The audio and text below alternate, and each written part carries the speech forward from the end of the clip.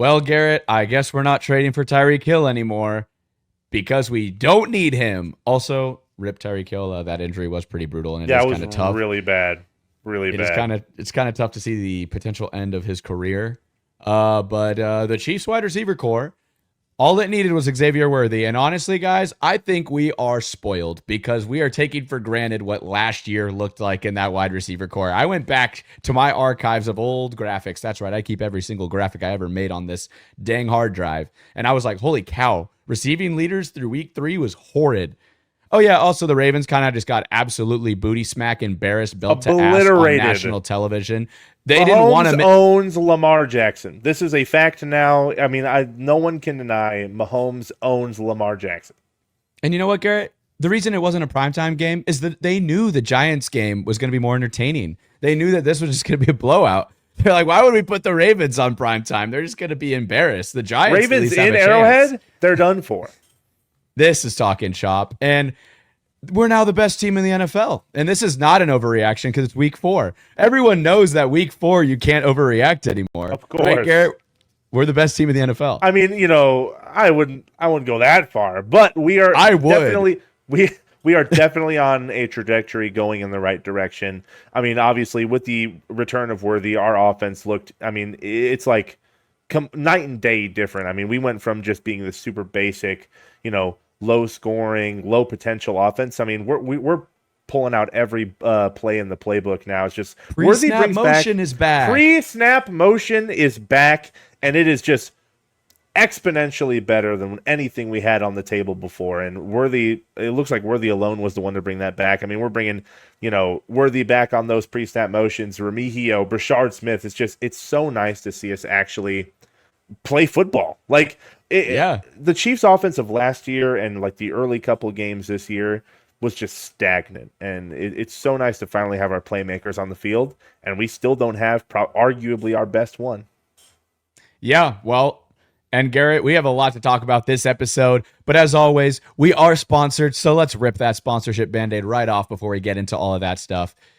Garrett, take us home.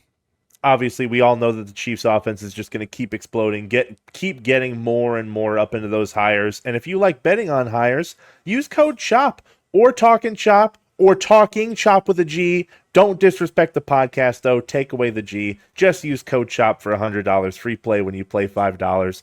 If you follow the Instagram, you will see my picks on there as well. Follow them. Brought to you, obviously, by Underdog Fantasy, the only place to put your sports bets.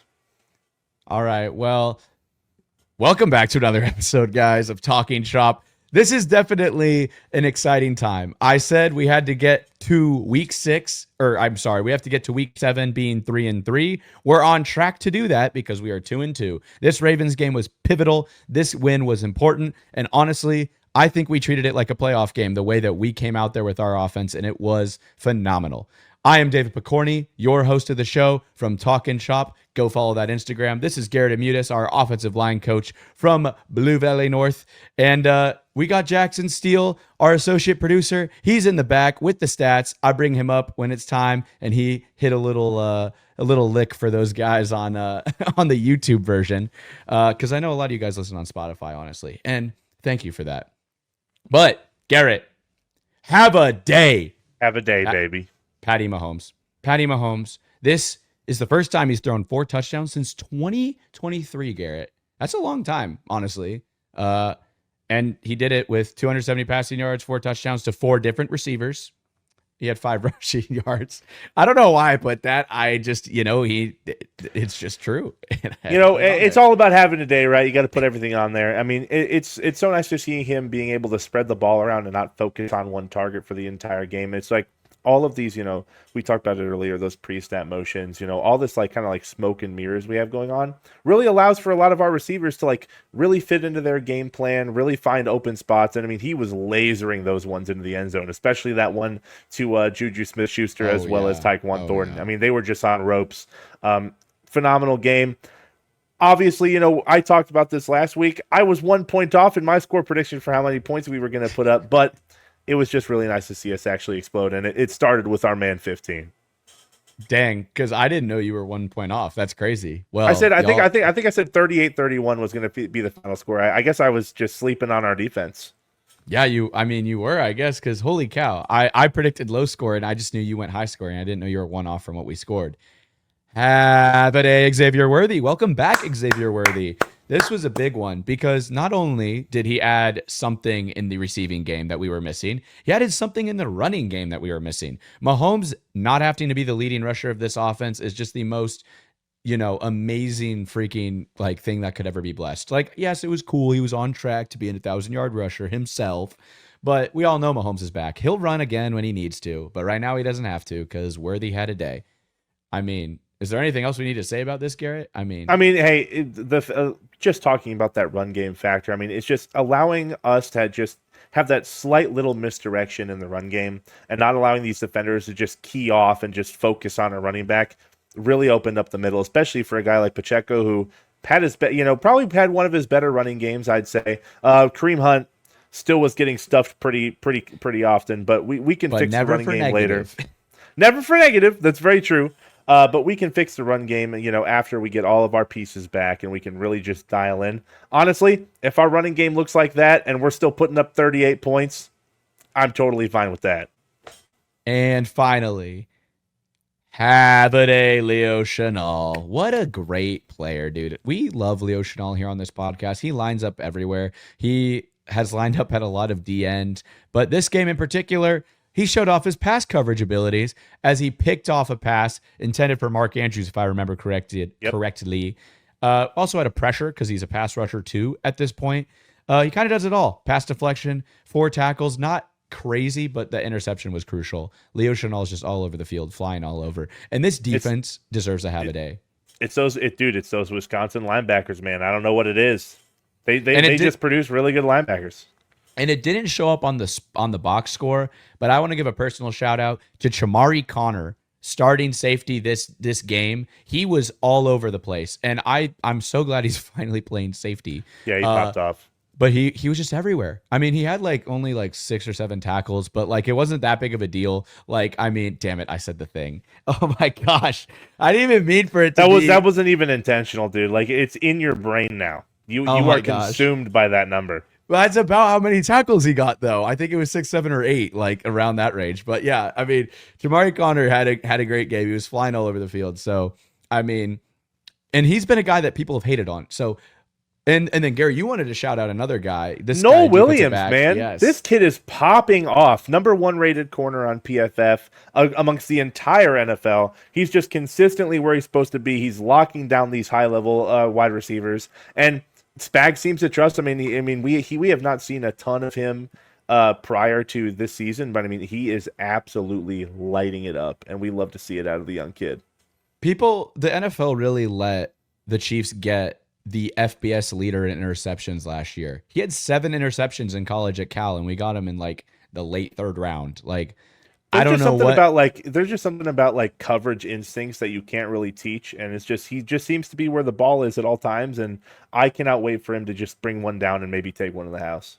My favorite thing is the fine line he likes to walk of what is good coverage and a PI, because he gets physical, and I always am holding my breath. I'm like, some officials might call that a PI, but he walks that line so perfectly because he times his contact to when the ball hits the receiver, and that's how you teach him. And he's always looking at the quarterback because that's when it's not PI. That's when it's good coverage. And we seem to put him in a lot of our pass, we are pretty much for sure knowing that they're passing situations. He's not in a ton, especially when we think that the run game's going to be pretty heavily emphasized, but. He's been locked down when he's out there. I think he's one of our lower snap count guys as of right now, but I would love to see his percentages go up for sure. And you know what? It's great that it's so low right now because he is the future. And we still have Jalen Watson, who I would love to pay maybe. We gave him a have a day last week, so he's been having a great season as well. So moving on, Garrett, we... Spotify listeners, you should watch the YouTube for what just flashed on the screen. Moving on, Garrett. let's recap that Ravens game because it was phenomenal. I said at the top of the show that we were the best team in the NFL now. I don't truly believe that, but I do think week 7 we will be the best team in the NFL because if we look back in time, we have our receiving leaders through week 3 of the NFL season last year. 24 receptions and 288 yards for Rashee Rice and everybody else fighting. Justin Watson was our wide receiver 4 at that, or wide receiver 3 at that point, our receptions leader 4. Pacheco had to carry so much of the receiving work. Noah Gray had to be a receiver. Lot of, it was very top heavy. This offense was not sustainable. And then obviously after this week, Rashee Rice gets injured. Okay, well, let's see what happens without Xavier Worthy and Rashee Rice through 3 weeks. First off, Tyquan Thornton, 171. Hollywood Brown, 171. 134 for Kelce, who's even better than he was doing last year at this point, which is funny because people think he was washed, but he was kind of doing worse last year. 115 for Juju. Look at that. Spreading the ball out. We're not trying to get cute. We have 4 clear targets. And then, bam, through week 4, Xavier Worthy comes back, and this offense looks amazing on paper. Look at that. I just love this. This is exactly what you want to see from a Mahomes era. 4 wide receivers who are heavily contributing to this team. Kelsey's actually having a solid season. People are hating, but he's actually not having a bad season. And, you know, I think I can really point to one specific thing compared to this year and last year that would really benefit these numbers a lot, and that's the pass protection. Josh Simmons has been anchoring down that left tackle spot this season. I think we finally found the left tackle of Mahomes' career. I mean, I think we're going to keep him around, hopefully forever. And guys like Kingsley Suamatia, who moved to guard, has been struggling in the season. This game against the Ravens, 0 pressures in pass protection the entire game. It just seems like we're all kind of getting into this rhythm. We're finally getting that chemistry on the offensive line that we missed for the majority of the past couple of years. And it's just so nice to see Mahomes finally have time in the pocket, can settle in. And if he has to roll out and make these crazy throws, he can. But he also has times where he can just sit back there, read the defense, and just dial it out, man. And Jawan Taylor, no penalties. No penalties. Let's go, man. I know that's expected. But it's real. It's the first time in a long time, man. I'm so happy for the guy. And hey, Creed Humphrey and Trey Smith are just so elite. We don't even need to worry about them. And you can just see Mahomes looks back to his MVP self. He's so much more confident now. When he had Mitchell Schwartz and Eric Fisher out there, he was young and didn't know any better, but he did inherit a really good offensive line that allowed him to be so reckless and awesome. And he's finally comfortable back there again. And it's just showing. And he's just getting those balls out fast. They're getting more accurate by the week. Because remember, Mahomes hasn't thrown deep passes in so long that he's knocking off rust. He's like, oh gosh, I haven't thrown a deep pass in 3 years damn near. So the more he's doing it, the more these numbers are looking great, and the more the team is just improving. This offense will be dangerous when Mr. Rashee Rice had 24 catches through 3 weeks last year and almost all of the team's yards. Imagine when this guy comes back this season when these are our numbers. With our captain, our commander in chief, dialing it up. We're gonna talk we're gonna head right into the game. Can we talk about that throw that Mahomes made? We dropped back. We had 5 guys in pass protection. We picked up 5. They sent 6. Kyle Hamilton on a safety blitz, right in his face, pressure up. This throw that Mahomes made to Kelce, that was on that crucial 3rd down. I have not seen him make a throw like that in a long time. It was just, pressure was right in his face. He just looked confident, settled in, just little touch pass right where Kelce could take it. If Kelce breaks that tackle, I mean, he probably goes for another 30, but I mean, it was beautiful. It was beautiful. He floated it up there. It was trust. It was everything that we used to geek out over, I guess, back then and start to expect. I mean, it's starting to look again like 2018 Mahomes. And that was, when he was doing whatever he had to do. So this offense, it's just so fun now. And I mean, it's crazy to think that, all that had to happen was Worthy coming back. And I mean, you look at, I said before the season, before we went 0-2 to start the season, I said before the season, this might be the best team Mahomes has ever had. I think that it is time to bring that take right back out of the dumpster that I might have thrown it away in after overreacting to 2 weeks and say, hey, boom, here it's on the table. This might be the best Mahomes team. That this might be the best Chiefs team in the Mahomes era. Because when these rookies get comfortable, when these wide receivers learn the playbook, which they already have shown they had, Tyquan Thornton's better than we ever thought. This is the deepest Mahomes team. This defense is amazing. They have figured it out. I was skeptical about the interior defensive line, but it's Jerry Tillery stepped up. Dude, Jerry Tillery stepped up. He had a really nice just reach around, still engaged on the block sack on Lamar Jackson. Really, really phenomenal athleticism from the guy. Obviously, you know, we've seen some suspect stuff happen, especially with that interior run game, but it seems like Spags has found a way to kind of scheme out a lot of these issues. And I mean, I feel like a lot of people like talk about, you know, Andy Reid and this like great offense, these great masterminds. Dude, Spags has been a key factor in keeping this dynasty consistent. I mean, he's been probably Hall of Fame worthy, especially the last 5 years. Well, and that's what I love about Spags is if you look at the snap counts, it really does tell you a story of different defenses. If you don't have any like, you know, ability to recognize coverages or whatnot when you're watching a football game to tell the differences in the defenses that are being run, just go on PFF and look at the snap counts of the defenders. Last week, you saw 4 safeties getting like almost half the game snaps. This week, completely different, like a completely different entire scheme because it's a different team. You're playing the Ravens. You're not playing the Giants.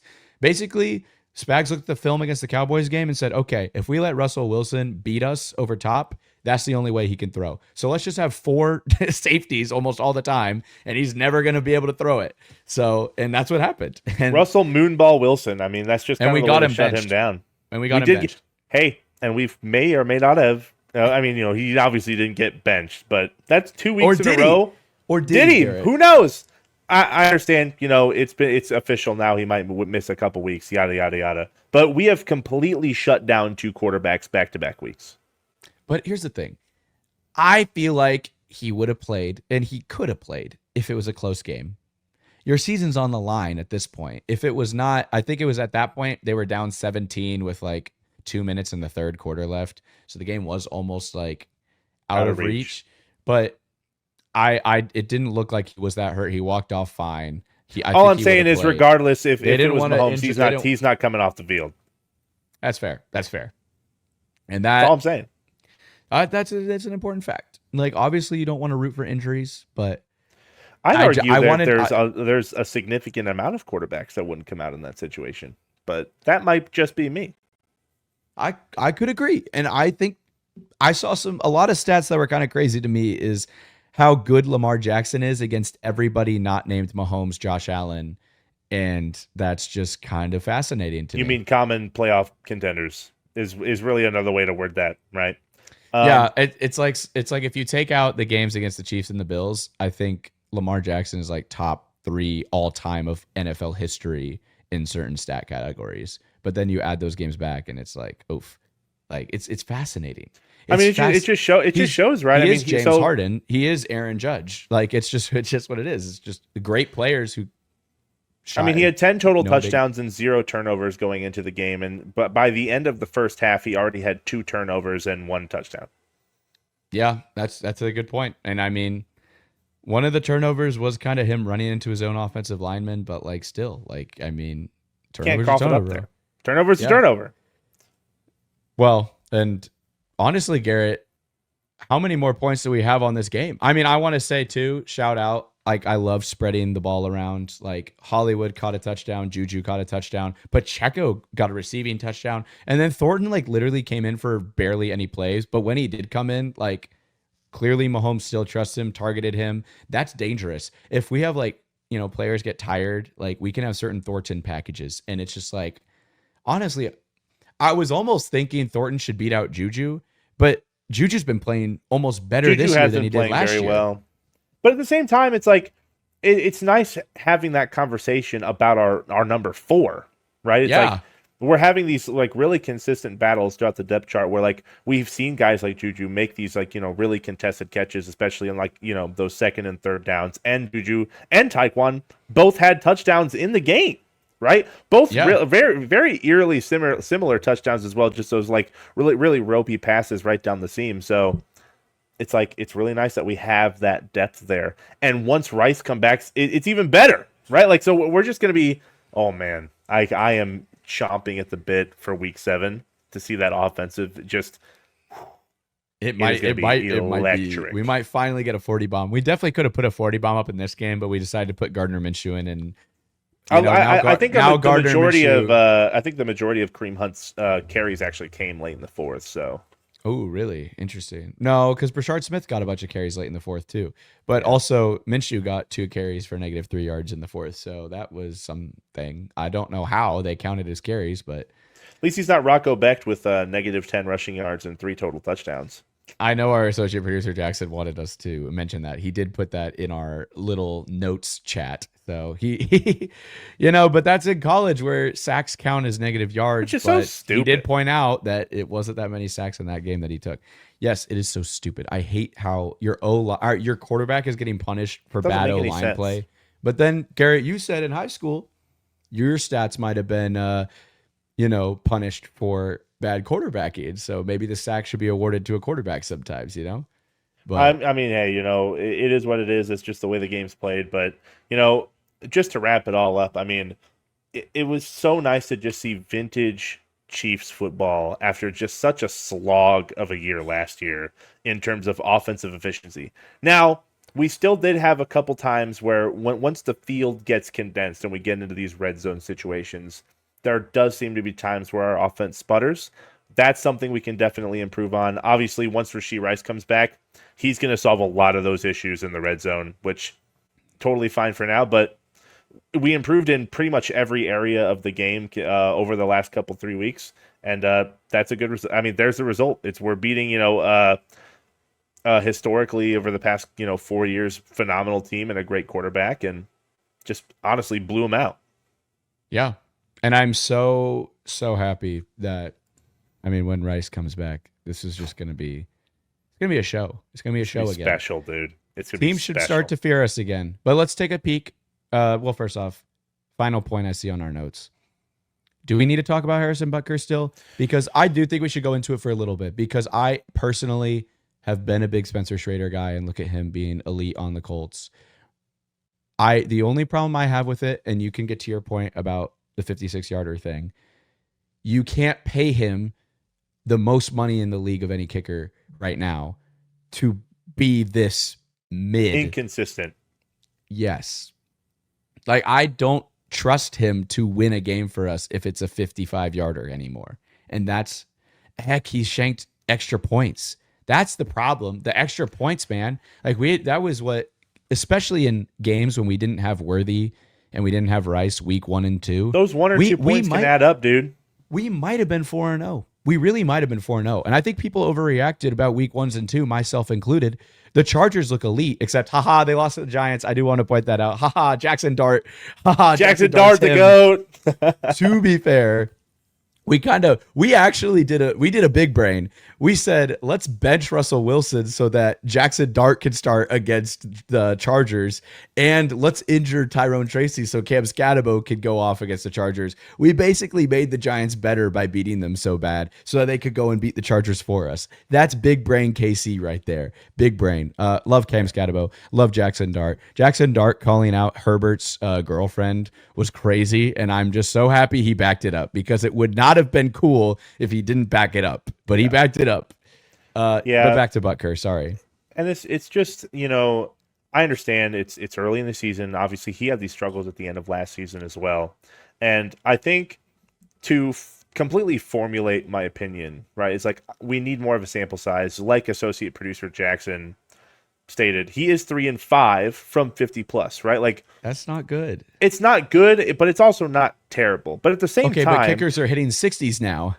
This is correct. But at the same time, leading into that stat, as the Chiefs, coordinators, special team coordinator, offense coordinator, like, we need to come together and realize if we're not consistent from this distance, we can't risk kicking and missing, right?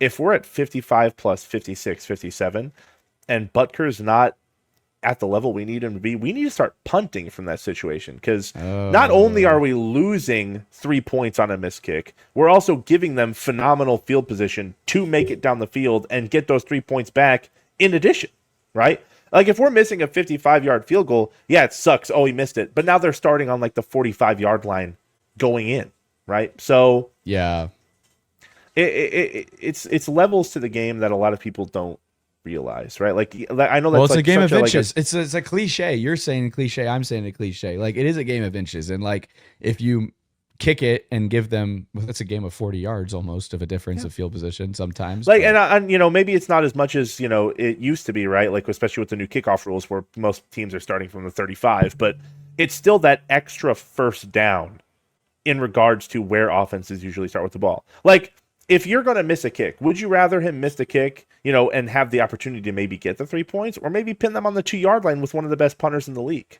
That's a good point.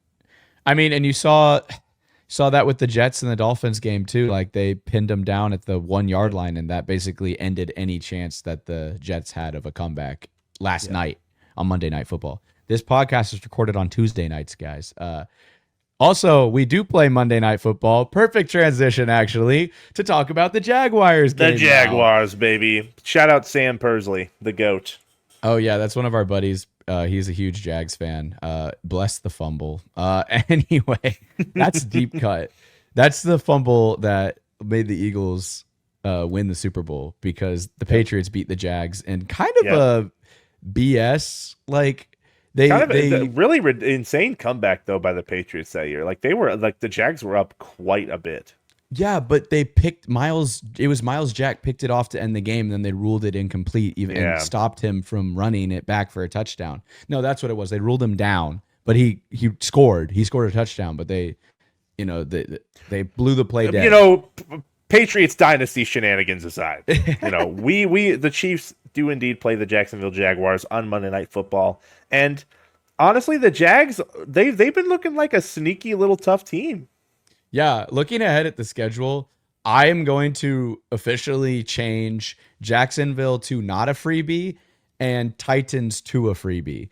I feel really bad because I think the Titans have a lot of good pieces, but they are terrible. They've looked horrible. Their O-line is really bad, and they are just having drop-itis out there. And I think whatever Vrabel had when he was coaching them that would make them play us so close, their new coach is not doing that. Isn't it Callahan? Yeah, I think it's Callahan.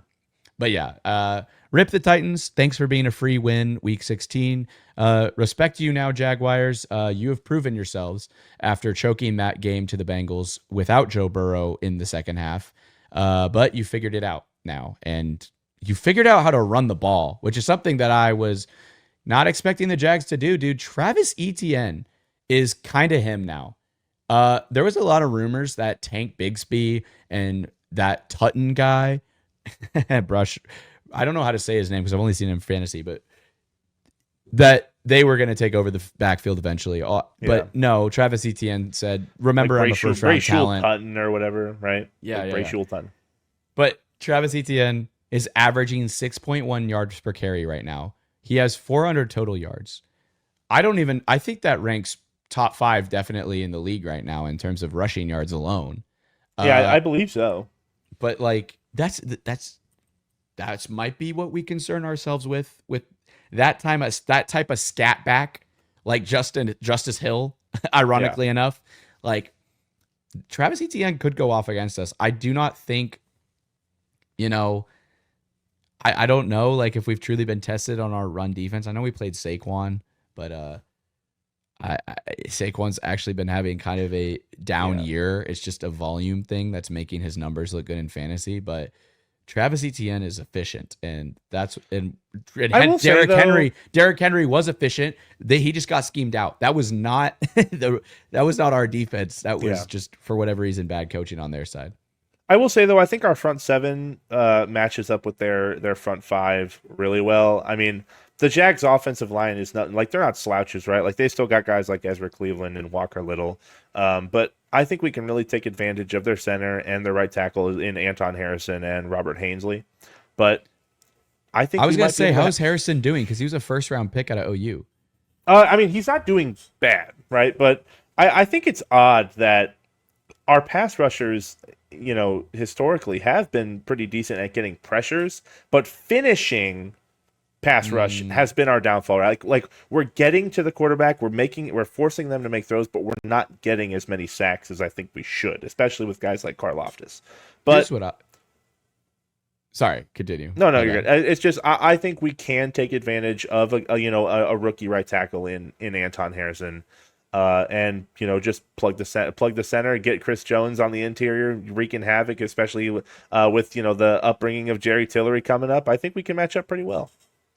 Well, I think it feels like he's a rookie because he hasn't started, but I think Harrison's been in the league for a little 2 years now. But here's what is he, I, like 23 now? yeah. My bad. But I will say this, Garrett.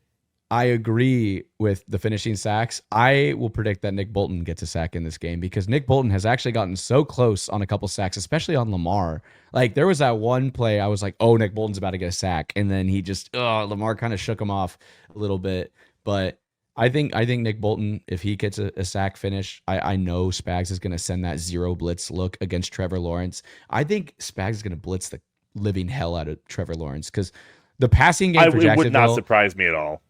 the passing game for Jacksonville has looked not so great. I did put in my notes Shane Waldron, because Shane Waldron loves to curse wide receivers. If you guys aren't familiar with the Shane Waldron curse, he was in Seattle when Jackson Smith-Njigba was not that great. And then the instant he left Seattle, Jackson Smith-Njigba goes crazy. Jackson Smith-Njigba gets interviewed about, hey, what do you think of Shane Waldron in Chicago? And he goes, good luck.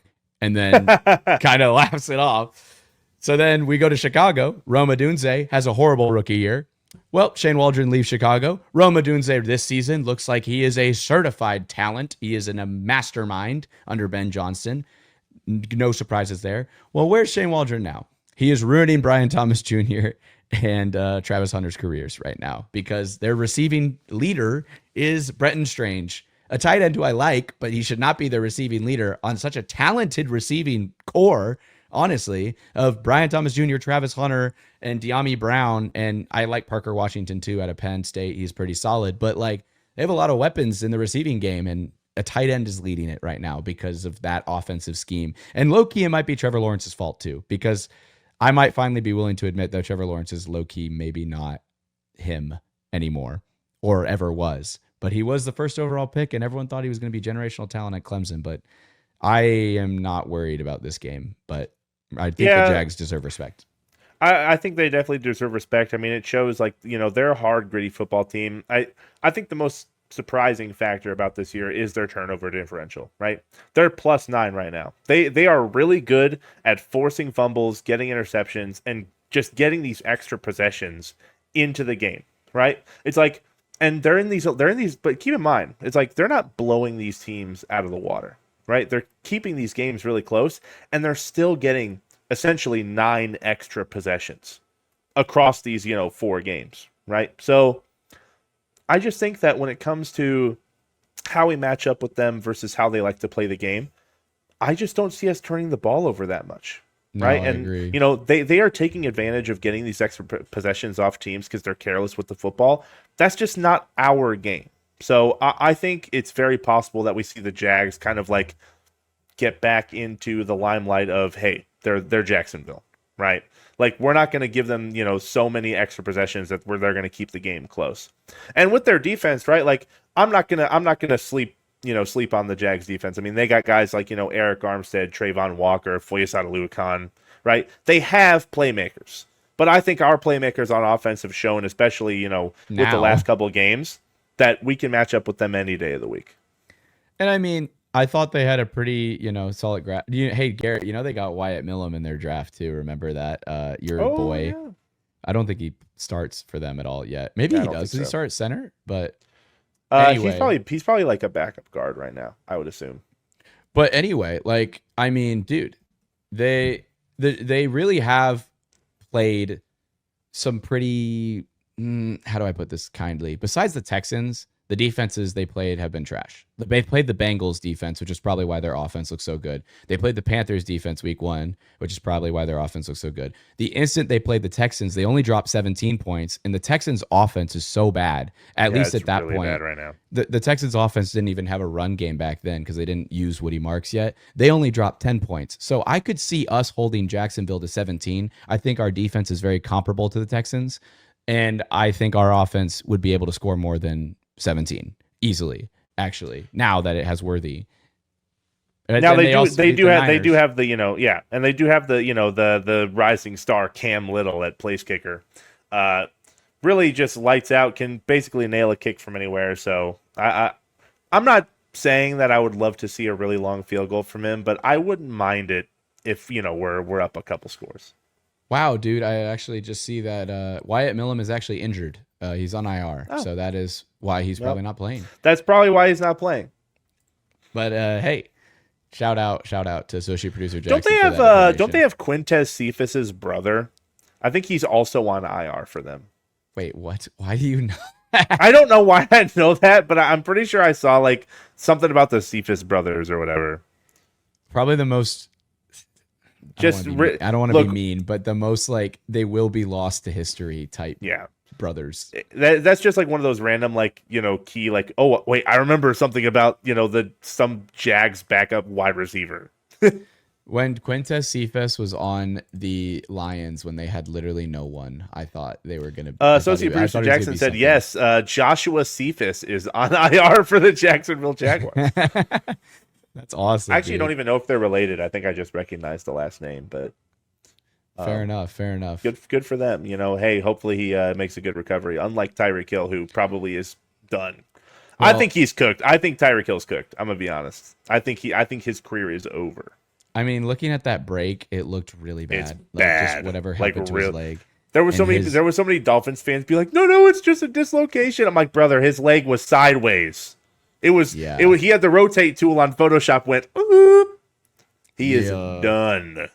Well, speaking of injuries, the Chiefs survived without having any injuries. I think Dana and Christian Fulton might come back this week for this Jags game, which Dana, I think, would be a huge bring back. Fulton, I don't know yet. I haven't seen enough on him to really believe he's any better than any of the guys we have out there right now. And I don't think he should start over Noel Williams, and I don't think he will. I think Noel Williams has shown on tape that he's earning at least the snaps he's getting, and he probably should be getting more. Yeah, agreed. And then, hey, I mean, for the Jags, their number 1 overall pick from how many seasons ago was that now? Trayvon Walker, he just landed himself. He's injured as well. So, and that was just from last game. That's going to be big, especially because behind him, they really don't have the pass rush. I mean, obviously, the other Josh Allen is elite. Yeah. I hate how he changed his name to Josh Hines Allen, dude. Come on, man. You just got to show that you're the real Josh Allen. You're the GOAT Josh Allen. Because he owns the other Josh Allen. Like, if every time the Jags play the Bills, Josh Allen goes off against Josh Allen. And I'm talking about Jags Josh Allen goes off against the Bills Josh Allen. Jeez, I couldn't think of it for a while. But I mean, I guess we'll see our old friend Emmanuel Ogba a little bit, Garrett, because he's on the Jags now. Chiefs legend. But yeah, Emmanuel Ogba's gonna have to slide into a more important role with Trayvon Walker out. But besides that, I mean, their pass rush. I mean, it's working though. I mean, they're not huge names, but they are generating sacks. I mean, they're schemed really well, and they're coached well. I mean, they're obviously winning these really close games and getting a lot of turnovers. So like, I'm not sleeping on the Jacksonville Jaguars, right? Like, they're playing great football right now. I just think we're at a point where we are evolving the way we play football from the first 3 games, and I think we're going to continue that track into Monday night. Yeah, absolutely. Monday night in front of everyone. I'm so glad it's a Monday night game. So wait, Garrett, are you going to be able to watch it? Because you got to coach the freshmen, don't you? Or is that earlier in the Monday? Oh, you're so right. I think I can probably make it. I can make it. Because when is your freshman game? Hey, our games usually start at 4, so I'll probably be able to make it. You might actually make it if we're like I don't know if it's the 7 o'clock or the 6 o'clock slot, or if it's We'll a be fine one game regardless. thing. Yeah, well, I think what you should do is, just run the ball the entire freshman game and just bleed that clock. That's Get what we up by do anyway, 40, baby. I love Get up running the by football. get up by 30, and then you get the running clock in high school. So, or is it 35 in Kansas? 40. It's 40. It's 40 in Kansas. Yep. Sorry, I've been working high school football for other states currently, so it's 30 in Ohio.